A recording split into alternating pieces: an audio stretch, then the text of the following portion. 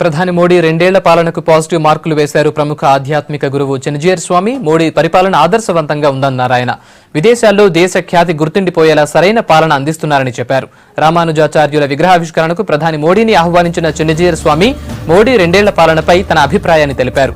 ప్రధాని మోడీ కూడా రామానుజుల మార్గంలోనే నడుస్తున్నారని తెలిపారు. రామానుజాచార్యుల భారీ విగ్రహావిష్కరణ ఆహ్వానంపై మోడీ సానుకూలంగా స్పందించారని చెన్నజీయర్ స్వామి తెలిపారు.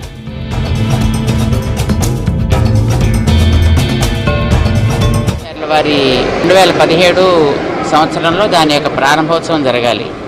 217 పూర్తయ్యే లోపల సహస్రాబ్ది పూర్తవుతుంది కనుక ఆ సందర్భంగా దాని ఆవిష్కరణ జరగడానికి రావాల్సింది అని మనం ప్రధానమంత్రి గారిని కోరాం. వారు దానికి అనుకూలంగా స్పందించారు. చక్కగా ఉంది, మంచిగా ఉంది.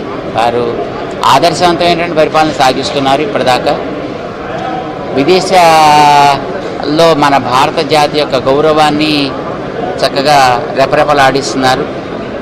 ఈ దేశపు వ్యక్తిని నేను అని గతంలో చెప్పుకోవడానికి పెద్దగా ఇష్టపడని స్థితిని మార్చి నేను భారతీయుణ్ణి అని గౌరవంగా తలెత్తుకు తిరగలిగేటట్టుగా తయారు చేస్తున్నారు.